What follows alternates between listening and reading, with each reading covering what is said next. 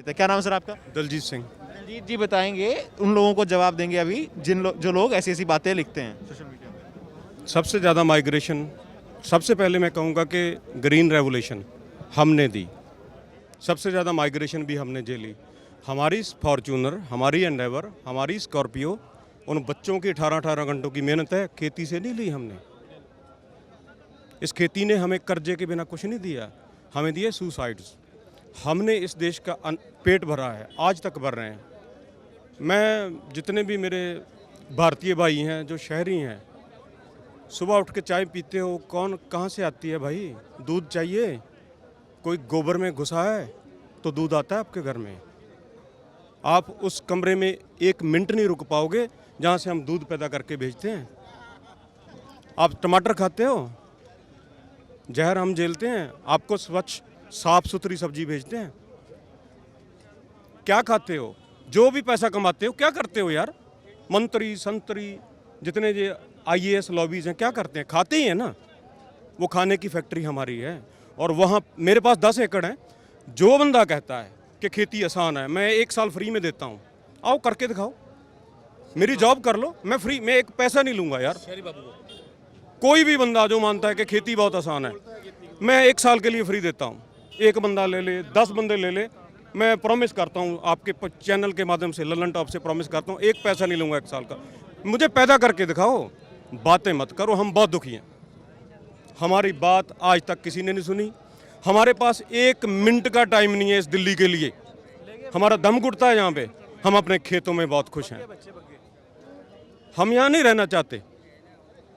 हम इस देश के लिए, हमारे बेटे सरहद पे खड़े हैं, हमारे भाई, हम खेतों में खड़े हैं, हम खेतों में खड़े हैं।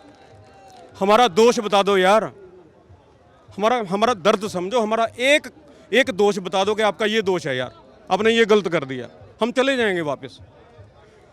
आप जॉब करते हो, काम करते हो, हर काम के लिए एक लॉ है कि आप बंधुआ नहीं हो, आपकी मर्जी के बिना कोई आपसे काम नहीं करवा पाएगा। जो चीज़ हमने मांगी नहीं वो हमें क्यों दे रहे हो यार? आपने हमें अपने मैनिफेस्टो में वादा किया कि स्वामीनाथन की रिपोर्ट लागू करूंगा 2014 में। 7 साल हो गए, क्यों नहीं हुई?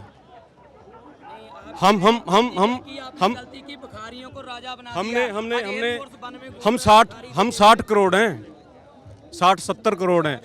हमारी खेती के ऊपर कितने मजदूर हैं? अब ये मुझे बताएं, जब एक ट्रैक्टर खेत में जाता है तो वो ट्रैक्टर नहीं जाता, आपकी इकॉनमी चलती है हमारे साथ। आपका डीजल, आपकी पेस्टिसाइड, आपकी फर्टिलाइज़र, आपकी जितनी दुकानदारी है, इंडस्ट्री से लेके दुकानदारी तक, सब हम चलाते हैं। क्योंकि ये खेत कृषि प्रधान खेत है, देश है। पूरी इकॉनमी लाखों करोड़ का इनकी टिकी थी, जो बोलते हैं कार्स की, जो फैक्ट्रीज इंडस्ट्री है, जो भी इनकी है, कहाँ चली गई? प्लस में तो ग्रोथ सिर्फ एग्रीकल्चर की है। लाखों करोड़ का कर्जा लेके, उस पर ब्याज ना दे के, उसको माफ़ करवा के, ये है देशभक्त और हम है देशद्रोही। हमारा दोष इतना ही है भैया कि हमने देश का पेट भरा है। मैं इसका रेफरेंस दे दूं जिसकी बात ये कर रहे थे। अभी जब क्वार्टरली आंकड़े आए थे, उसमें जितने बाकी सूचकांक थे सारे गिरे हुए थे, इंडस्ट्री आउटपुट से लेकर हर चीज़ का।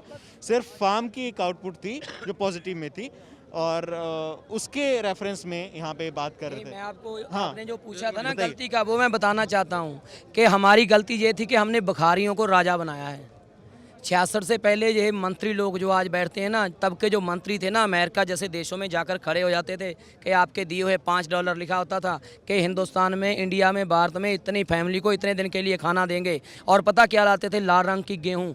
ये बुजुर्ग बैठे, इनसे पूछिए, वहाँ वो जानवर नहीं खाता था उनको, ये वो मांग के लाते थे, भिखारी थे। और आज एयरफोर्स 1 से भी बढ़िया 8-9 हज़ार करोड़ के जिस जहाज पे बैठा है ना, वो इन्हीं लोगों के है। इनके तो तुम डेली आपका सारा जो आपके जितने भी मंत्री हैं, साबका है या मौजूदा हैं, ये रोज आकर 10 बार इनके पाँव धोकर पानी पियो ना, तो इनका दे नहीं दे सकते। आपको भिखारियों से राजा बनाया है। आज आप देखिए, GST की वजह से, या नोटबंदी की वजह से, और ऊपर से कोरोना की वजह से, जो प्लस में थी 8% प्लस में थी, वो जीडीपी आज -23 में जा रही है। किसकी बदौलत है? इनकी, यानी कि 32% नीचे देश को ले आए। लेकिन सबसे 3.5-4% ग्रोथ थी एग्रीकल्चर की। इसीलिए अभी इनको ये जो किया, हाँ एक मिनट, ये जो किया गया है ना षड्यंत्र के साथ, ये मजदूरों के साथ गलत किया था कि ये लोग भूखे भूखे मरेंगे और हमारे जितनी पैसे देंगे उस पर ये लोग खुश होकर काम करेंगे। लेकिन हम लोगों ने एग्रीकल्चर की बदौलत लंगर लगा दिए। उन लोगों को इन्होंने हज़ारों किलोमीटर पैदल चलने के लिए मजबूर किया, उनके लिए हमने कंबल, कपड़े और लंगर का इंतजाम किया। इन्होंने क्या किया? सिर्फ से सिर्फ भूखमरी दी है। आपने 2 करोड़ नौकरी की बात कही थी, कहाँ गई? आपने सबसे महा झूठे आदमी हो भाई। एक वो आपके साथ जो अमित शाह और तुम हो, आपकी जो सरकार है ना उसको आप लोग नहीं चला रहे, आपको अडानी और अंबानी चला रहे हैं। आपको जो ड्राफ्ट भेज दिया जाता है आप उसी को इम्प्लीमेंट कराने की कोशिश करते हो। किसी सिलेक्शन कमेटी के पास गया, किसी किसान यूनियन का आपके पास रेफरेंस है जिसके उसके साथ बातचीत की हो? किसी खेती मार का है? और तो और छोड़िए, ऑल पार्टी मीटिंग है, कोई सिलेक्शन कमेटी है? कुछ नहीं। वहाँ से आता है, आप उसको पारित करवा देते हो। आप उनके एक नौकर की तरह काम कर रहे हो, इंडस्ट्रियल की तरह। ये नहीं चलेगा भाई, ये लोकतंत्र है, ये भी वापस लेने पड़ेंगे। और जो मजदूरों के ऊपर आपने कानून लाए हैं कि आपको 3 महीने पहले हड़ताल का नोटिस देना पड़ेगा, वो कानून भी वापस लेना पड़ेगा।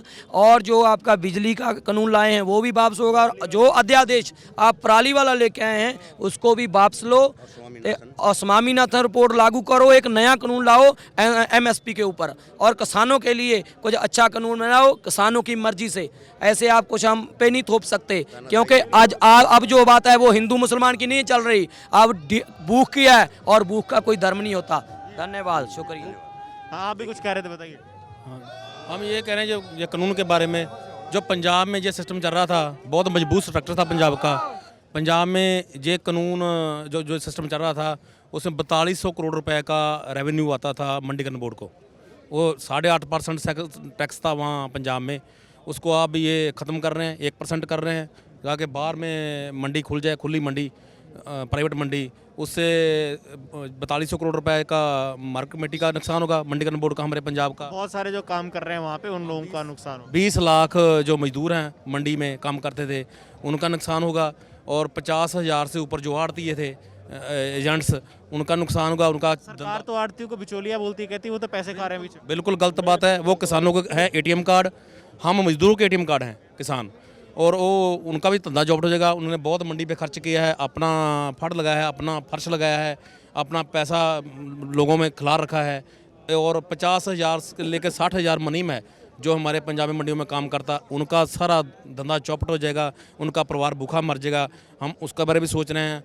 ये बिल्कुल, ये कानून जो बिल्कुल गलत है। आपका कहना ये है कि इस जो कृषि कानून है इनका असर सिर्फ किसान पे नहीं होगा, इसका मजदूर पे असर है, हर वर्ग पे असर होगा, कंज्यूमर पे भी असर होगा, जो उपभोक्ता है। इसका नुकसान हमसे ज़्यादा जो नुकसान है आम पब्लिक का होगा, जिनमें विद्यार्थी, मीडिया वाले, दुकानदार, मजदूर और बहुत हमारे भाईचारे मुलाजम वर्ग हो गया, औरत वर्ग हो गया, सबका नुकसान होगा। ये क्या करेंगे?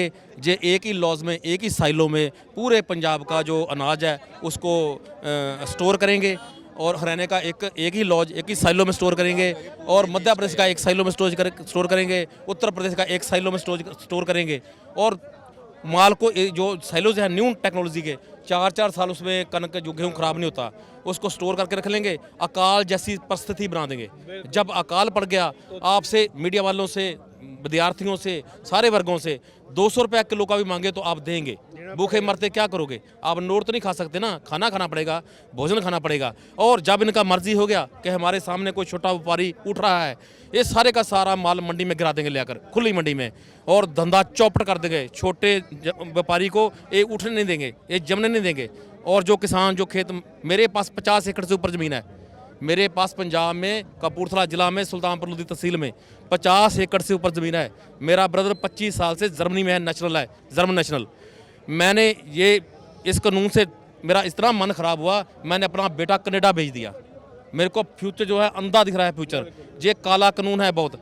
जैसे हम चाहें, हम बड़े जिम्मेदार हैं गांव में, हम चाहें कि हम लोगों का अनाज इकट्ठा करके हम स्टोर कर लें, और ये जो अडानी है, अंबानी है, ये इतना अनाज को मंडी में क्रश कर देगा, फेंक देगा, हमारा धंधा चौपट कर देगा, बिल्कुल हमको ख़त्म कर देगा। हमको इस कानून में कुछ नहीं है। पावर एक्ट जो लाए हैं उसमें मेरे जो SC भाईचारा है, हमारा गरीब तबके जो हैं, हमारे BC भाईचारा है, उनका इतना नुकसान होगा। उन्होंने छाड़ी गल इसमें वो जो उनकी फ्री वाली बिजली है वो बंद हो जाएगी।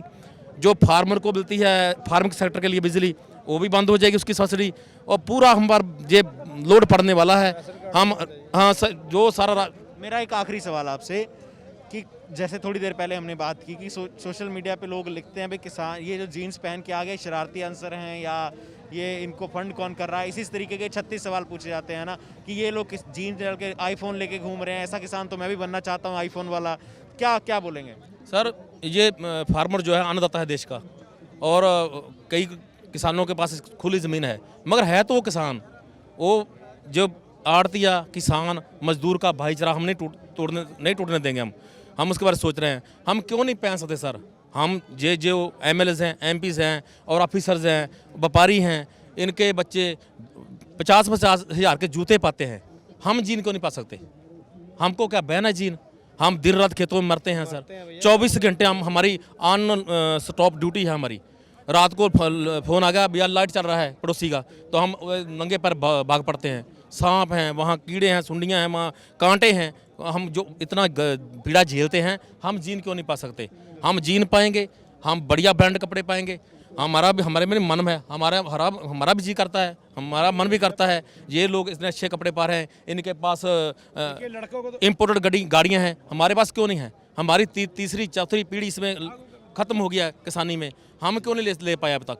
हमारा मन करता है। और मोदी साहब ऐसे कानून लाओ जहाँ हमें हमारी आमदन बढ़े, हम भी ये गाड़ियाँ ले सकें और आपका भी सिर दुनिया में ऊंचा हो कि आपके राज में किसानों के पास महंगी गाड़ियाँ हैं, मजदूरों के पास महंगी गाड़ियाँ हैं, किसान और मजदूर अच्छे कपड़े पहन रहे हैं, अच्छा उसके पास पैसा है, खुशहाल हो रहा है देश। ना कि ये दुनिया भूखी मर रही है, दुनिया जहाँ नीचे सो रही है। और तो और मोदी सरकार ने मच्छर छोड़ दिया हम पर। हाँ, और तो और मच्छर से मारना चाहता है हमको। तो ये आखिरी बड़ा आरोप था इन्होंने लगाया, कहते कि मच्छर से मोदी सरकार हमें मारना चाहती है। सिंघू बॉर्डर पे हमें साफ किया किसानों ने कि भाई किसान के बच्चे अच्छे कपड़े पहनेंगे, मेहनत करते हैं और उस वजह से होती है। तो इस प्रोपेगेंडा से के खिलाफ भी हैं और ये भी उन्होंने कहा कि हम डटे रहेंगे और हम चाहते हैं कि ये सारे तीनों कृषि कानून, इलेक्ट्रिसिटी बिल और जो पराली फूकने का जो एयर पोल्यूशन मैनेजमेंट का कंट्रोल का जो कानून था, वो कानून सरकार उन्हें रद्द करे और तभी हम यहाँ से अपना मोर्चा हटाएंगे। मेरे साथ हैं जेरी, लगातार सिंघू बॉर्डर से हम आपको अपडेट देते रहेंगे। शुक्रिया।